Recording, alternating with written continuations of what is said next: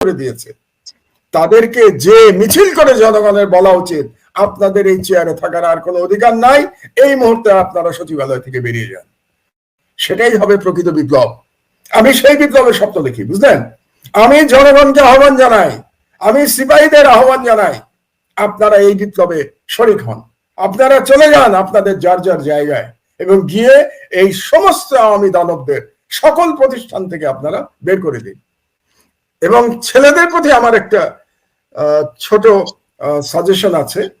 অবশ্য আসলে সাজেশন দেওয়ার কিছু নাই। যারা এত বড় আন্দোলন গড়ে তুলতে পারে এই ইয়াং বয়সে কোন রকম নেতৃত্ব ছাড়া এবং তাদের নিজেদের বুদ্ধি দিয়ে তারা এটা করতে পারে, তাদেরকে আমার সাজেশন দেয়া মানায় না। তারপরে ছোট একটি কথা আমি বলতে চাই, সেটা হলো যে তাদের যেটা উচিত সেটা হলো সবগুলো ইউনিভার্সিটির যে দালাল ভিসি গুলো আছে এগুলো সব আমি দানব, বুঝলেন?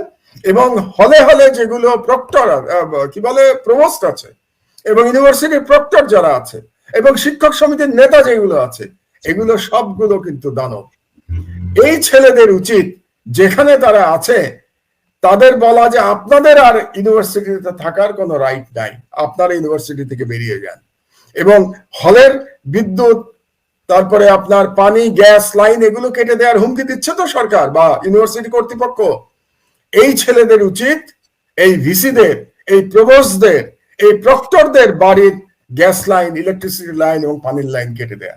আপনার কি মনে আছে 2006-এর আন্দোলনের সময় এই ওবায়দুল কাদের বলেছিল ইয়াজউদ্দিন সাহেব সম্পর্কে যে বঙ্গভবনের পানি গ্যাস তো বন্ধ করবেই, এমনকি অক্সিজেন পর্যন্ত বন্ধ করে দেবে। আপনার মনে আছে? এই ওবায়দুল কাদের বক্তব্য ছিল যে অক্সিজেন বন্ধ করে দেবে। আজকে ওবায়দুল কাদের অক্সিজেন বন্ধ করে দেওয়ার সময় এসছে, এদেরও অক্সিজেন বন্ধ করে দেওয়া উচিত, বুঝলেন? এবং এটা আমরা পারবো না, আমরা বুড়ো হয়ে গেছি, আমরা আর পারবো না। আমরা আমাদের মতো করে লড়াই করেছি যতটুকু পেরেছি, আমরা সাকসেসফুল হতে পারি নাই আমাদের লড়াইতে, কিন্তু এই ইয়াং ছেলেরা পারবে। কাজে এদের দায়িত্ব হচ্ছে এই আওয়ামী দানবদের কাছ থেকে দেশকে মুক্ত করা। এবং সেখানে আপনার আমার দায়িত্ব কি জানেন? রাস্তায় চলে যাওয়া। আপনার আমার দায়িত্ব আমাদের আত্মীয় স্বজনকে বলা আপনারাও রাস্তায় নেমে আসেন। এই বাচ্চাদের বাবা মার প্রতি আমি আহ্বান জানাই, আপনাদের সন্তানরা লড়াই করছে, আপনারা মাঠে নেই কেন? আপনারা মাঠে নামুন। আপনার সন্তানরা লড়াই করছে, আপনারা বসে থাকবেন কেন? আপনারা বলেন আমার সন্তানরা তো কোনো খারাপ লড়াই করছে না, তারা তো ন্যায় পক্ষে ন্যায্য লড়াই করছে।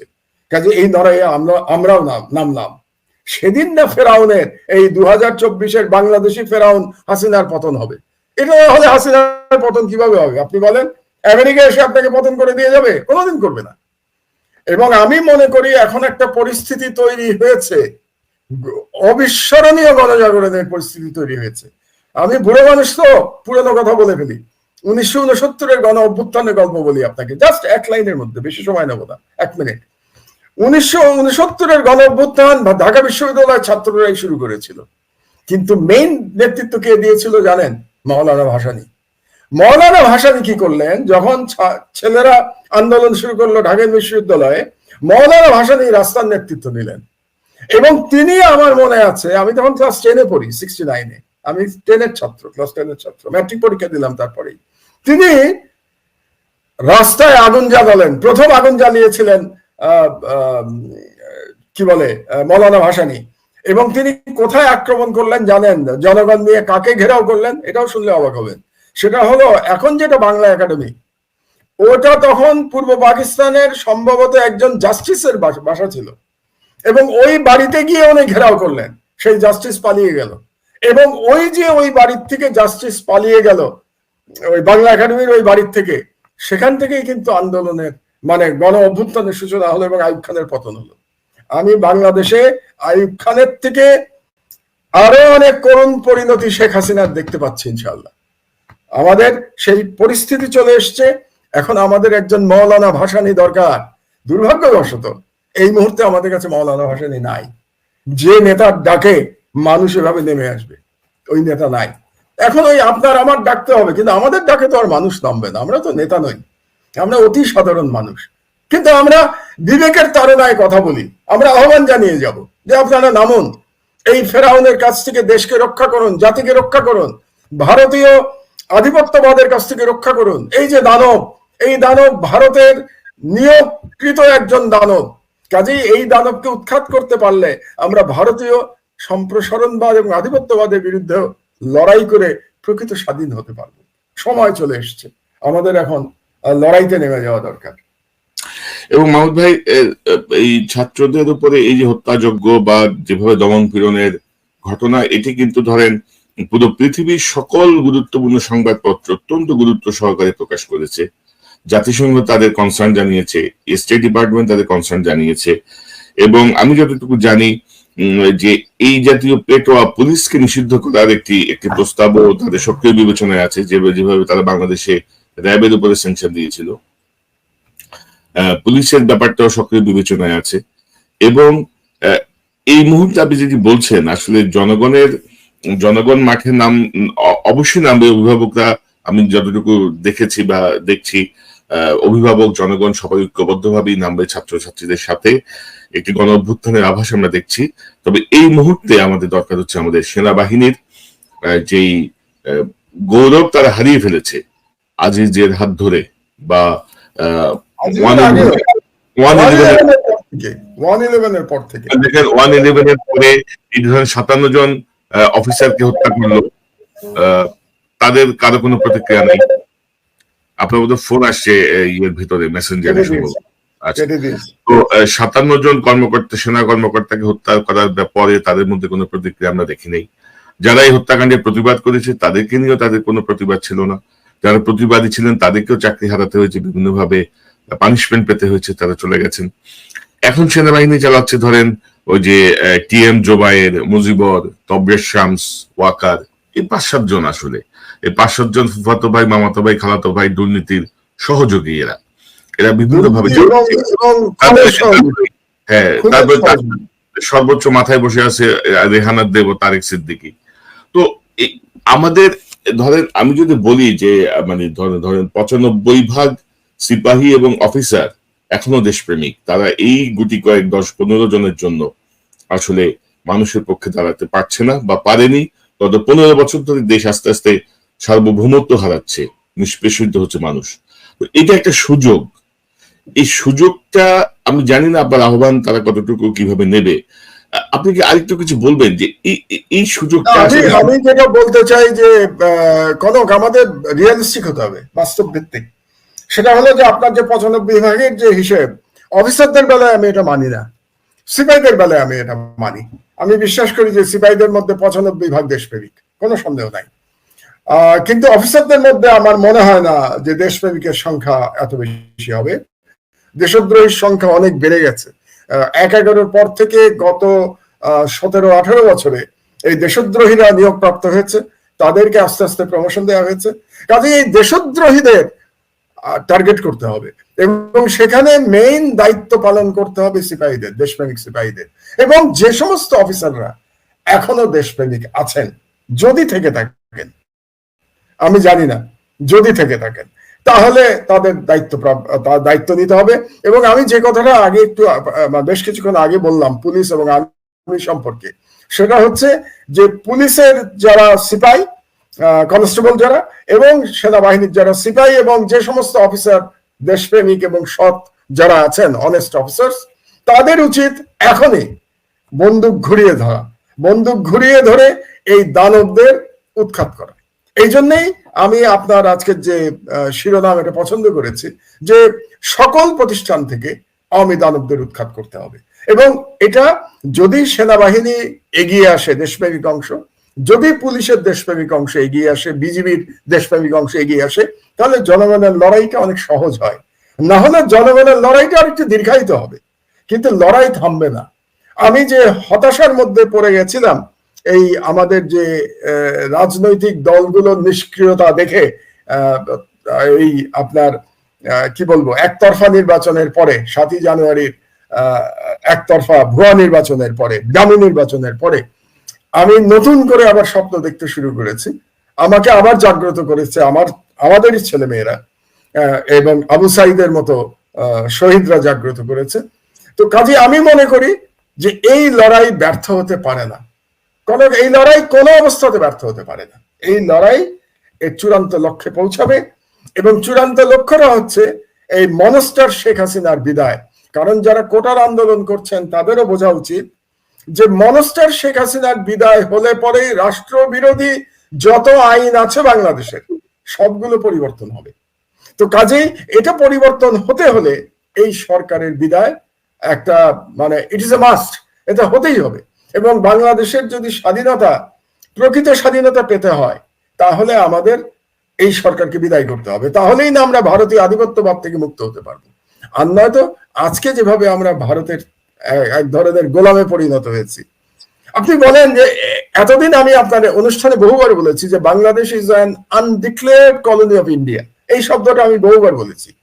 আপনি কি খেয়াল করছেন? এখন কিন্তু ডিক্লেয়ার্ড কলোনি, ডিক্লেয়ার্ড। আমি আগে বলেছি আনডিক্লেয়ার্ড, এখন বলছি ডিক্লেয়ার্ড। কেন বলছি?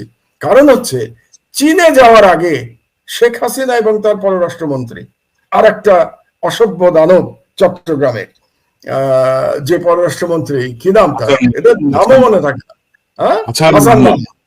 তারা কি বলেছিল? আমি ভারত থেকে আমরা পারমিশন নিয়ে এসেছি, ভারত থেকে অনুমতি নিয়ে এসছে চীনে যাওয়ার জন্য। তো যে দেশের সরকার প্রধান, যে দেশের পররাষ্ট্রমন্ত্রী বলে যে ভারতের অনুমতি নিয়ে যাতে চীনে যেতে হয়, সেই দেশ কি স্বাধীন নাকি? তার মানে এটা ডিক্লেয়ার করে দিয়েছে শেখ হাসিনা যে বাংলাদেশ এখন ইন্ডিয়ার কলোনি।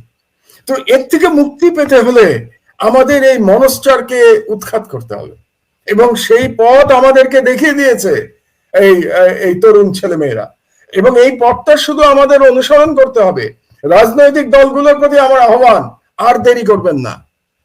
আরে মির্জা আব্বাসকেও বলতে চাই, প্রাণের ভয় পেয়ে লাভ নাই, বয়স হয়েছে তো অনেক, কতদিন বাঁচবেন, আর কতদিন বাঁচবেন? মারা তো যেতেই হবে, প্রাণের ভয় পেয়ে লাভ কি? এইবার আপনারা মাঠে নামুন। অভিভাবকদের বলছি, আপনাদের ছেলেমেয়েরা চূড়ান্ত ঝুঁকি নিয়েছে, আপনাদের ছেলেমেয়েরা শহীদ হচ্ছে আপনাদের চোখের সামনে, আপনারা নামছেন না কেন? আপনারাও নামুন।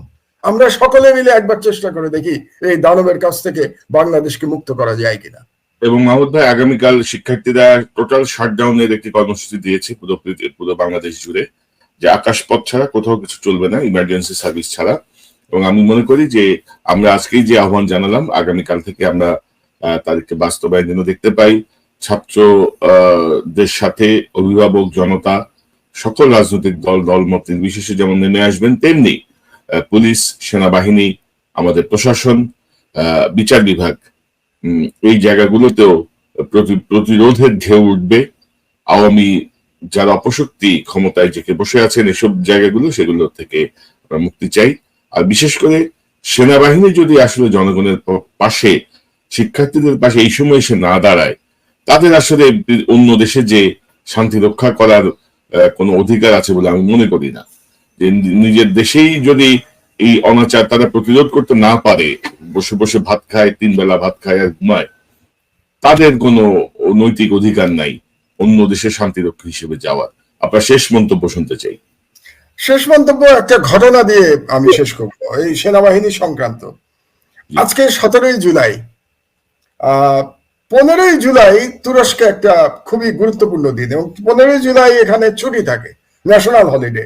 কারণ হচ্ছে 2016 সালে 15ই জুলাই এখানে একটি অভ্যুত্থান করার চেষ্টা করেছিল সেনাবাহিনীর একটা দেশদ্রোহী অংশ, এবং সেই অভ্যুত্থানকে প্রতিহত করেছিল সাধারণ জনগণ এবং সেনাবাহিনীর দেশপ্রেমিক অংশ মিলিতভাবে।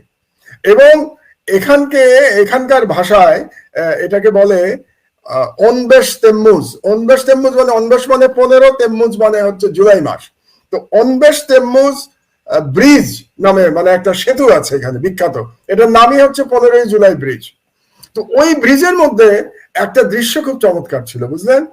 যে ওই যে দেশদ্রোহী সেনাবাহিনী যারা ছিল তাদেরকে ঘিরে রেখেছে জনগণ, দেশপ্রেমিক জনগণ, এবং তার মধ্যে সকল বয়সের জনগণ, 80 বছরের বৃদ্ধ, 80 বছরের বৃদ্ধা, তার সাথে 20 বছরের তরুণ, 20 বছরের তরুণী, তারা ঘিরে রেখেছে সৈন্যদের। এবং সৈন্যদেরকে ওই যে সমস্ত অফিসাররা ছিল যারা দেশদ্রোহী ছিল, তাদের বেল্ট খুলে নিয়ে তাদেরকে পেটাচ্ছে, ওই ব্রিজের মধ্যে পেটাচ্ছে সেই শ্রমিকদের, দেশপ্রেমিক জনতা। আর একটা সিনের কথা আপনাকে বলি, এই জন্য ওই ব্রিজটা খুব ফেমাস, এখানে সবাই চেনে 15ই জুলাই ব্রিজ। আর একটা হলো, একটা ট্যাঙ্ক নিয়ে ওই দেশদ্রোহী সেনাবাহিনীর একটা গ্রুপ এগিয়ে আসছিল একটা ট্যাঙ্ক নিয়ে। সে কি অবিশ্বাস্য দৃশ্য!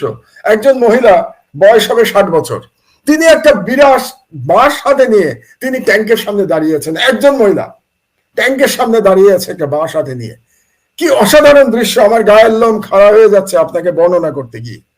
আমি বাংলাদেশে এরকম একটা দৃশ্যের কল্পনা করি, এরকম একটা দৃশ্য দেখতে চাই। এরকম একটা দৃশ্য আমি দেখেছি 7ই নভেম্বর 1975 সালে, আমি যখন বুয়েটের ছাত্র ছিলাম। এই জীবনের শেষ লগ্নে এসে এরকম আরেকটা দৃশ্য দেখে বাংলাদেশের স্বাধীনতা পুনরুদ্ধারের পরে আল্লাহর কাছে চলে যেতে চাই। এটাই আল্লাহর কাছে আমার প্রার্থনা, এটা যদি দেখে যেতে পারি। তো এই জন্য এই কথাটা আপনাকে বললাম যে সেনাবাহিনীর দেশপ্রেমিক অংশ, পুলিশের দেশপ্রেমিক অংশ এবং জনগণ যদি মিলে যায় তাহলে এক নিমেষে শেখ হাসিনার পতন হবে। এবং যেভাবে ওই কু ব্যর্থ হয়েছিল টার্কিতে, এবং প্রেসিডেন্ট এরদোগান তখন প্রেসিডেন্ট ছিলেন, আজকেও তিনি প্রেসিডেন্ট, কিন্তু তিনি সেই কুতে সার্ভাইভ করেছিলেন জনগণ এবং সেনাবাহিনীর মিলিত অভ্যুত্থানের মাধ্যমে। তা আমি সেই বাংলাদেশে সেই জনগণ এবং সেনাবাহিনী এবং পুলিশ তাদের মিলিত অভ্যুত্থানের আহ্বান জানাচ্ছি আজকে আপনার এই অনুষ্ঠানের মাধ্যমে। আমার আহ্বানে হয়তো কোনো কাজ হবে না, কিন্তু অন রেকর্ড থাকলো যে আমি আহ্বান জানালাম, আপনারা নেমে আসুন, আপনারা নেমে এসে এই ভারতীয় দালাল, এই মনস্টার শেখ হাসিনাকে উৎখাত করুন। জি, জনাব মাহমুদুর রহমান, আপনাকে অসংখ্য ধন্যবাদ আপনার মূল্যবান অংশগ্রহণের জন্য। দর্শক, এতক্ষণ যারা এই আলোচনা শুনলে নিশ্চয়ই আপনাদের আলোচনার মর্মার্থ উপলব্ধি করতে সক্ষম হবেন। শিক্ষার্থীদের যে ত্যাগ, আত্মত্যাগ, সেটি বৃথা যাবে না, সেটি আমরা প্রত্যাশা করি। আমার স্বপ্ন দেখি ছাত্র জনতা, সিপাহী জনতা সবাই ঐক্যবদ্ধভাবে 7ই নভেম্বর যেভাবে বাংলাদেশকে রক্ষা করেছিলেন, সেভাবেই আরেকটি সময়, আরেকটি সুযোগ এসেছে। শিক্ষার্থীদের সাথে তাদের অভিভাবক, জনতা, সকল রাজনৈতিক দল, দলমত নির্বিশেষে সকল রাজনৈতিক দল এবং মাহমুদ ভাই যেভাবে বলছেন যে পুলিশের দেশপ্রেমিক অংশ, সেনাবাহিনীর দেশপ্রেমিক অংশ, প্রশাসনের দেশপ্রেমিক অংশ, সবাই মিলে যদি প্রতিরোধ গড়ে তোলা যায়, তাহলে আমরা আবারও স্বাধীনতা ফিরে পাবো। আমরা একটি গণতন্ত্রে ফিরে যেতে পারবো, আমাদের মত প্রকাশের অধিকার, আমরা সুশাসন নিশ্চিত করতে পারবো। দর্শক, সেই শুভ দিনের আশায় আপনারা যারা অনুষ্ঠান দেখছেন প্রত্যেকের কাছে আমাদের আহ্বান